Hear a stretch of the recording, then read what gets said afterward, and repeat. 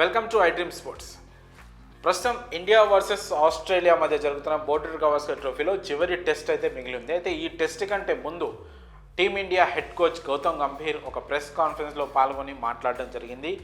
అయితే ఆ కాన్ఫరెన్స్కి ముందు టీమిండియా డ్రెస్సింగ్ రూమ్లో, అంటే ఫోర్త్ టెస్ట్ ముగిసిన తర్వాత టీమిండియా డ్రెస్సింగ్ రూమ్లో చాలా వాడివేడిగా డిస్కషన్ జరిగినట్లు, ఒక రకంగా గొడవ పరిస్థితి అయినట్లు కూడా సమాచారం అవుతా ఉంది. అది ఎందుకంటే మీ అందరికీ తెలిసిందే, టీమిండియా కెప్టెన్ సీనియర్ ప్లేయర్లు రోహిత్ శర్మ కావచ్చు, సీనియర్ ప్లేయర్ విరాట్ కోహ్లీ కావచ్చు, వీళ్ళు సరిగ్గా ఆడట్లేదు, వీళ్ళ బ్యాట్ నుంచి సరిగ్గా రన్స్ రావట్లేదు. దీంతో వీళ్ళిద్దరు రిటైర్మెంట్ ఇచ్చేయాలి అని కూడా సోషల్ మీడియాలో క్రికెట్ సర్కిల్స్లో తీవ్రమైన కామెంట్స్ అయితే వినిపిస్తూ ఉన్నాయి. ఈ క్రమంలోనే హెడ్ కోచ్ గౌతమ్ గంభీర్ పైన కూడా విమర్శలు వస్తున్నాయి. తను బాధ్యతలు తీసుకున్న తర్వాత టీం పర్ఫార్మెన్స్ అనేది పూర్తిగా డౌన్ అయిపోయింది అని కూడా తీవ్ర విమర్శలు వస్తున్నాయి. మరి ఈ క్రమంలో టీంకి సంబంధించి డ్రెస్సింగ్ రూమ్లో జరిగిన డిస్కషన్ చాలా హాట్గా జరిగినట్టు తెలుస్తుంది. ఈ క్రమంలోనే సీనియర్ ఆటగాళ్ళకి అలాగే హెడ్ కోచ్ గౌతమ్ గంభీర్కి చిన్న వాగ్వివాదం జరిగినట్టు కూడా తెలుస్తుంది. ఈ క్రమంలోనే దానికి మరింత బలం చేకూరుస్తూ ప్రెస్ కాన్ఫరెన్స్లో పాల్గొన్న గౌతమ్ గంభీర్ చేసిన వ్యాఖ్యలు కూడా దానికి కాస్త బలం చేకూరుస్తున్నాయి. నిజమే గొడవ జరిగి ఉండొచ్చు అని అనుకునేలా ఉన్నాయి. ఎందుకంటే రోహిత్ శర్మ ఫిఫ్త్ టెస్ట్ ఆడతాడా లేదా అనే ఒక క్వశ్చన్ అడిగినప్పుడు రిపోర్టర్స్ నుంచి గౌతమ్ గంభీర్ చెప్పిన సమాధానం ఏంటంటే,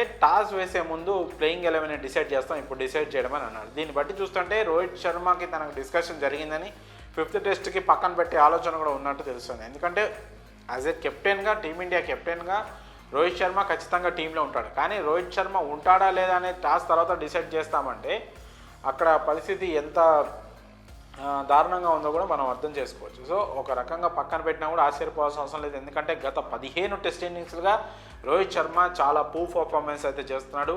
ఒక్క 50 మాత్రమే ఉంది. లాస్ట్ 15 టెస్ట్ ఇన్నింగ్స్లో ఒక్క 50 మాత్రమే ఉంది. మిగతా అన్నీ కూడా 20 లోపలే స్కోర్ చేశాడు. సో ఈ విధంగా చూసుకుంటే అందులో సింగిల్ డిజిట్స్ కూడా చాలా ఉన్నాయి. ఈ విధంగా చూసుకుంటే రోహిత్ శర్మని పక్కన పెట్టినా కూడా ఆశ్చర్యపోనక్కర్లేదు. అలాగే టీమ్ డ్రెస్సింగ్ రూమ్లో జరిగిన విషయాలపై వచ్చిన ప్రశ్నలకు గౌతమ్ గంభీర్ స్పందిస్తూ, ప్లేయర్లకి కోచ్కి మధ్య చాలా కన్వర్జేషన్ జరిగిద్దని, ఆ కన్వర్జేషన్ని అక్కడి వరకే వాళ్ళిద్దరి మధ్య, అంటే ప్లేయర్ ఇండివిజువల్స్తో మాట్లాడినప్పుడు ఆ ప్లేయర్కి కోచ్కి మధ్య జరిగిన కన్వర్జేషన్ వాళ్ళిద్దరి మధ్య ఉంచాలని, అలాగే డ్రెస్సింగ్ రూమ్లో జరిగిన డిస్కషన్ కూడా డ్రెస్సింగ్ రూమ్ వరకే ఉంచాలని కూడా గౌతమ్ గంభీర్ చెప్పడం జరిగింది. అలానే ఉంచుతామని కూడా చెప్పడం జరిగింది. సో దీంతో అక్కడ జరిగిన విషయాలు ఏవి ఆయన పంచుకోవడానికి ఇష్టపడట్లేదని క్లియర్గా తెలుస్తూ ఉంది. మరి ఫిఫ్త్ టెస్ట్కి టీమిండియా ఎలాంటి టీంతో బరిలోకి దిగుతుందనే దానిపైనే టీమిండియా ఫ్యూచర్ కూడా ఒక విధంగా ఆధారపడింది. రోహిత్ శర్మ ఏమైనా టెస్ట్ రిటైర్మెంట్ ఇస్తే చివరి టెస్ట్గా భావించవచ్చు, లేదంటే ఇండియాలో రిటైర్మెంట్ ప్రకటిస్తానంటే కూడా ఏమైనా డిస్కషన్ జరిగి ఉంటే టీంతో, బీసీసీఐతో, టీం మేనేజ్మెంట్తో, అది వేరే విషయం. ప్రస్తుతానికైతే కోచ్ గంభీర్కిను అలాగే రోహిత్ శర్మకి మధ్య కాస్త వాగ్వివాదం అయితే జరిగినట్టు క్లియర్గా తెలుస్తూ ఉంది. ప్రస్తుతం రోహిత్ ఒక్కడే ఒంటరైపోయినట్లు కూడా బయట కామెంట్స్ అయితే సోషల్ మీడియాలో కూడా వినిపిస్తూ ఉంది. మరి ఫిఫ్త్ టెస్ట్లో టీమిండియా ఎలాంటి బ్యాటింగ్, ఎలాంటి ప్లేయింగ్ ఎలా దిగుతుందో చూడాలి. ఎందుకంటే ఈ బోర్డర్ గవాస్కర్ ట్రోఫీని 2-2తో సమం చేయాలి, ఈక్వల్ చేయాలంటే మాత్రం ఖచ్చితంగా టీమిండియా ఫిఫ్త్ టెస్ట్ అయితే గెలిచి తీరాల్సిందే. ఇప్పటికే ఆస్ట్రేలియా 2-1తో లీడ్లో ఉంది. మనం ఫస్ట్ టెస్ట్ గెలిచినప్పటికీ కూడా వాళ్ళు 2వ టెస్ట్, 4వ టెస్ట్ గెలిచారు.